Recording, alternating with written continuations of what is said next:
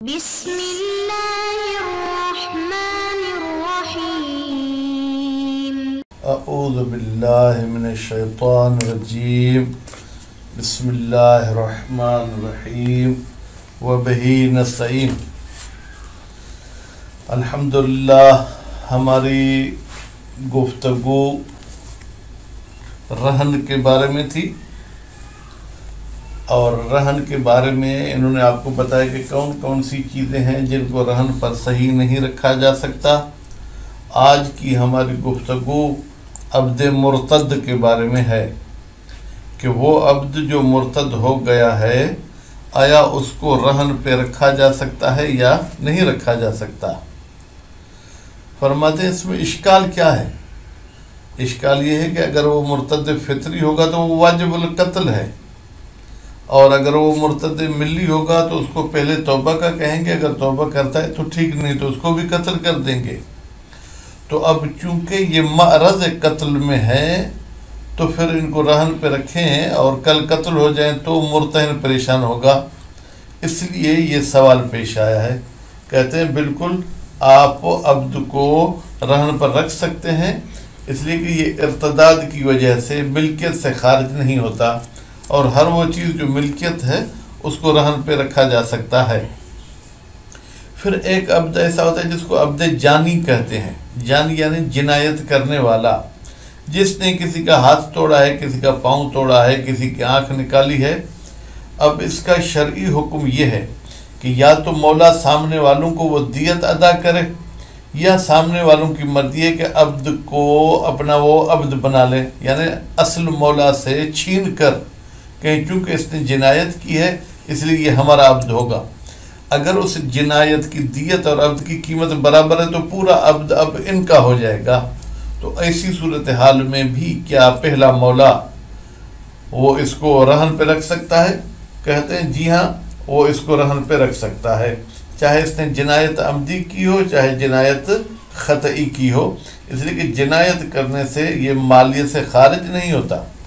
اب جن کی اس نے جنایت کی ہے اگر وہ راضی ہوتے ہیں پیسے لینے پہ پھر تو یہ عبد اپنے اصلی مولا کا عبد رہے گا، لیکن اگر وہ راضی نہیں ہوتے ہیں تو پھر جو ہے کیا ہے، ان کا حق مقدم ہے، تو پھر اس کو عبد کے بدلے میں کوئی دوسری چیز رہن پر دی جائے گی۔ اس کے اگلے مسئلے میں یہ فرماتے ہیں کہ اگر کوئی ایسی چیز جو ہے رہن پہ رکھی جائے جو جلدی خراب ہو جاتی ہے تو کیا اس کو رہن پہ رکھنا ٹھیک ہے؟ مثلا برف کو رہن پر رکھنا ٹھیک ہے، یا فروٹ کوئی ہے، مثلا آم ہے، کیلا ہے، نارنگی ہے، سیب ہے، اس کو رہن پہ رکھنا ٹھیک ہے؟ کہتے ہیں بالکل رہن پہ رکھنا ٹھیک ہے، لیکن جب آپ کو خدشہ ہو کہ یہ خراب ہوگی تو یا تو مالک کو کہا جائے گا کہ اس کو بیچو، پھر جو قیمت ملے گی وہ رہن پر ہوگی، یا اگر اس کا علاج ممکن ہے تو ہم اس کا علاج کریں گے، مثلا انگور سے کشمش بنا دیں گے، کھجور سے ہم چھوارے بنا لیں گے، تو وہ تو کبھی خراب نہیں ہوتے ہیں۔ تو اگر علاج ممکن ہے تو علاج کر کے اس چیز کو اپنے پاس رکھیں گے، اگر علاج ممکن نہیں تو اس کو بیچیں گے اور اس کی قیمت کو بطور رہن رکھیں گے۔ اچھا، یہ جو اس کے علاج پر یعنی کیا؟ یعنی جو اس کے جناب تبدیل کرنے پر محنت ہوگی اور خرچہ ہوگا، وہ خرچہ کس کو دینا ہوگا؟ کہتے ہیں وہ خرچہ جو ہے مالک کو دینا ہوگا۔ تو ابھی ہم چلتے ہیں جناب عبارت کی طرف۔ وَيَصِحُّ رَهْنُ الْعَبْدِ الْمُرْتَدِّ، اور صحیح ہے عبد مرتد کو رہن پر رکھنا، وَلَوْ أَنْ فِطْرَةٍ، اگرچہ وہ مرتد فطری ہی کیوں نہ ہو، لِأَنَّهُ، اس لیے کہ عبد لم یخرج بہا، وہ خارج نہیں ہوا ہے، بہا اس فطرت کے ذریعے، ان الملک، ملکیت سے، وَإِنْ وَجَبَ قَتْلُهُ، اگرچہ واجب ہے اور لازم ہے کہ اس کو قتل کیا جائے، لِأَنَّهُ علت صحت ہے، کیوں صحیح ہے اس کو رہن پر رکھنا؟ اس لیے کہ یہ عبد مرتد حین اذن، جب فطری مرتد ہوا ہے، کہ رہن المریض، یہ ایسے ہے کہ جیسے ہم بیمار عبد کو رہن پر رکھ رہے ہیں، المایوس من برئہ، جس عبد کے ٹھیک ہونے سے ہم مایوس ہیں، تو تو بھائی یقین ہے کہ یہ مر جائے گا 1-2 گھنٹے میں، اس کو بیماری ہے اسے پھر بھی اس کو رہن پہ رکھ سکتے ہیں۔ اسی طریقے سے عبد مرتد کو بھی رہن پر رکھ سکتے ہیں۔ وَلَوْ كَانَ امْرَأَةً أَوْ مِلِّيًّا وَلَوْ كَانَ، کان میں ایک ضمیر ہے جو جاری ہے کافر کی طرف، اگر وہ کافر عورت ہو یا وہ ملی ہو، فَالْأَمْرُ أَوْضَحُ، پھر تو اس کو رہن پر رکھنا بالکل واضح تر ہے، کیونکہ ان کا قتل ہونا اتنا جلدی نہیں ہوتا جتنا فطری کا قتل ہونا جلدی ہوتا ہے۔ لِعَدَمِ قَتْلِهَا، قتلہا کی ضمیر جائے گی عورت کی طرف، عورت کو تو قتل نہیں کیا جائے گا مطلقہ، چاہے وہ فطری ہو چاہے ملی ہو۔ وقبول توبت ہی، یہ توبت ہی کی ضمیر جائے گی ملی کی طرف، اور ملی کی توبہ کو قبول کیا جاتا ہے، تو نتیجے میں جس کی توبہ قبول نہیں ہوتی فطری، اس کو رہن پہ رکھ سکتے ہیں، تو ان کو بطریقہ اولا رہن پر رکھ سکتے ہیں۔ والجانی، اور وہ عبد جس نے جنایت کی ہے مطلقاً، مطلقاً کا مطلب کیا ہے؟ عمدن و خطأً، چاہے اس نے جنایت عمدی کی ہو یا جنایت خطئی کی ہو، تو اس کو بھی رہن پر رکھ سکتے ہیں۔ دلیل لبقاء المالیت، اس لیے کہ اس کی مالیت اپنی جگہ پر باقی ہے۔ وَإِنْ اسْتَحَقَّ الْعَامِدُ الْقَتْلَ، اگرچہ وہ عبد جس نے عمدن جنایت کی ہے وہ مستحق ہے قتل کا، تو بھی اس کی ملکیت ضائع نہیں ہوتی۔ وَلِجَوَازِ الْعَفْوِ، اور ساتھ میں یہ بھی امکان ہے کہ شاید اس کو وہ جناب مجنی علیہ والے معاف کر دیں۔ ثم ان قتل، پھر اگر عبد کو قتل کیا گیا اس فطری کی وجہ سے یا اس جنایت کی وجہ سے، تو کیا ہوگا؟ بطل رہنو، رہن باطل ہو جائے گی۔ وَإِنْ فَدَّاهُ مَوْلَاهُ، اگر اس کا مولا اس کی طرف سے فدیہ ادا کرتا ہے، او افل ولیو، یا ولی معاف کر دیتا ہے، بقی رہنن، تو وہ عبد جو ہے کیا ہے وہ رہن رہے گا۔ وَلَوْ اسْتَرَقَّ بَعْضُهُ، یا استرق، اگر اس عبد کے کچھ حصے کو جو ہے کیا ہے وہ جناب رق بنا لیتے ہیں کون؟ مجنی علیہ والے، تو بھی بطل رہنو فیہ خاصتاً، تو رہن صرف اسی حصے میں باطل ہوگی، باقی حصہ عبد کا جو ہے رہن ہوگا۔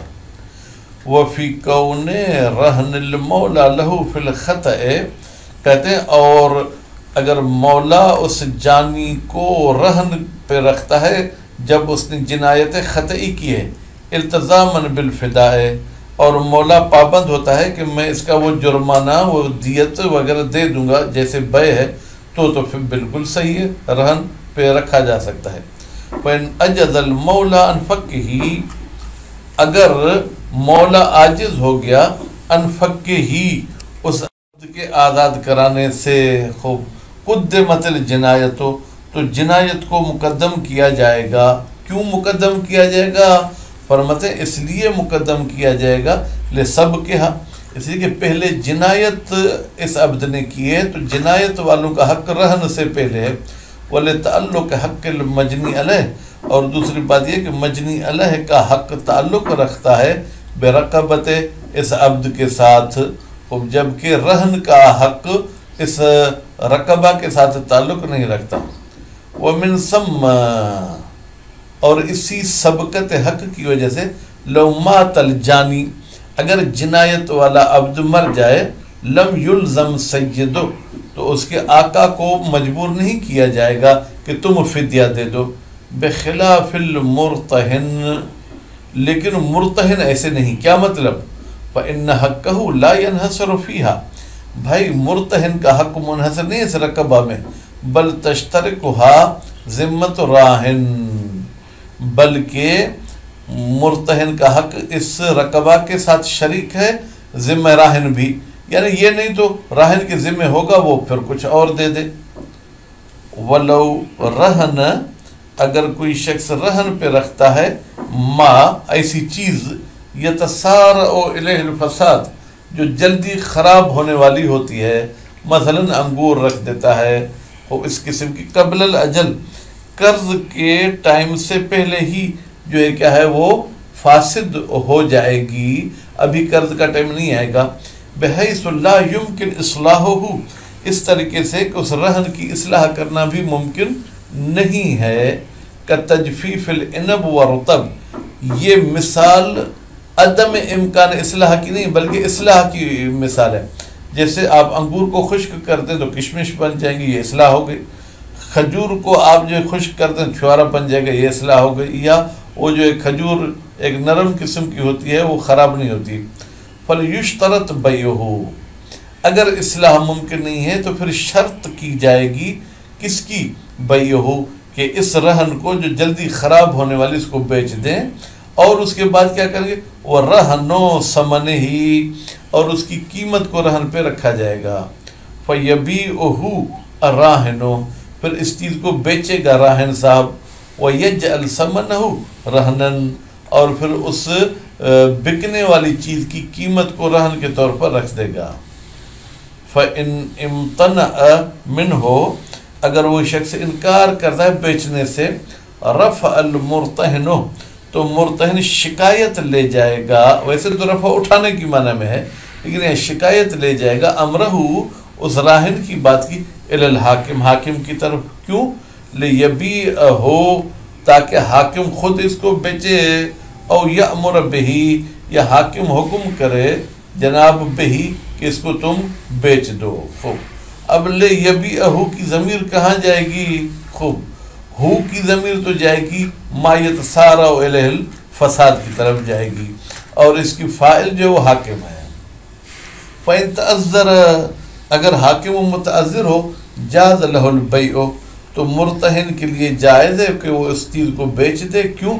دفعاً للضرر والحرج، تاکہ ضرر اور حرج کو ختم کر سکے.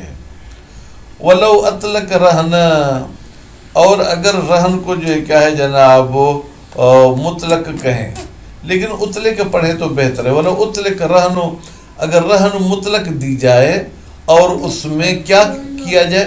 وَلَمْ يُشْتَرَطْ بَيْعُهُ وَلَا عَدَمُهُ، نہ اس کے بیع کی شرط کی گئی ہے نہ عدم بیع کی شرط کی گئی ہے. تو اب اس صورتحال میں کیا کریں گے؟ حُمِلَ عَلَيْهِ، اس کو حمل کیا جائے گا جناب کس پر؟ علیہ، اس اشتراط پر، یعنی بیچنا ٹھیک ہے. جمعاً بین الحقین، تاکہ دونوں حقوق کے درمیان جمع کر سکیں، یعنی راہن کا حق بھی ضائع نہ ہو، مرتہن کا حق بھی ضائع نہ ہو. مَأَكَوْنِهِ، جبکہ یہ چیز جو رہن پہ رکھی گئی ہے رہن کے وقت صالحاً للبیع، اس میں صلاحیت ہو بیع کی. وقیل، اور کہا گیا ہے، کیا کہا گیا ہے؟ یبطلو، بھائی یہ رہن باطل ہو جائے گی اطلاق والی صورت میں. کیوں؟ لعدم اقتضاء الاطلاق البیع، اس لیے کہ اطلاق تقاضا نہیں کرتی کس کی؟ بیع کی. وعدم صلاحیت ہی، اور پھر خراب ہونے کے بعد تو اس چیز میں صلاحیت بھی نہیں ہے بکنے کی. لکونہی رہنن علی الدوام، اس لیے کہ وہ تو ہمیشہ رہن رہے گی. فہو فی قوت الحالک، یا یوں کہیں ما یتسارع الیہ الفساد نہیں ہے بلکہ یہ ہمیشہ چونکہ رہن رہے گی، گویا کہ یہ ہلاک ہونے والی چیز ہے. وہو ضعیفون، فرماتے یہ قول کیل جو ہے کیا ہے وہ ضعیف ہے. لکونہی عند العقد مالا تامن، اس لیے کہ یہ رہن عقد کے وقت جو ہے کیا ہے وہ مال تام ہے. وحکم الشارع، یا وحکم الشارع ببیعہ، اور شارع کا حکم کرنا کہ تم اس رہن کو بیچ دو، علی تقدیر امتناعہ منہ، اگر راہن انکار کرتا ہے بیچنے سے، صیانۃ للمال، تاکہ مال کی حفاظت ہو سکے. جائزن، یہ جائز ہے. کیوں؟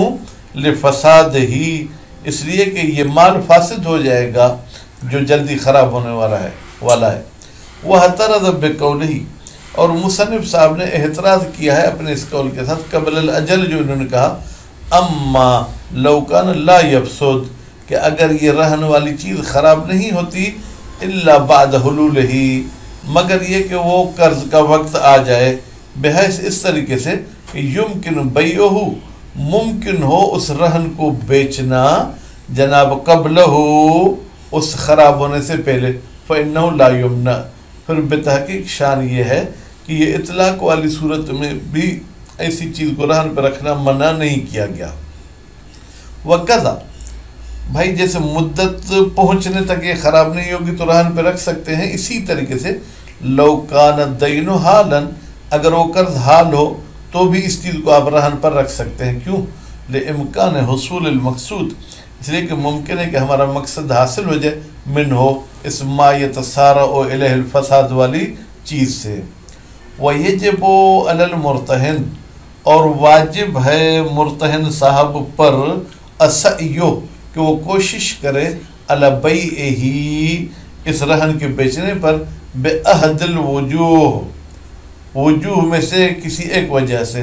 وہ وجوہ کیا ہے؟ پہلے تو راہن کو کہے بیچو، اگر وہ نہیں تو پھر حاکم کی طرف جائے.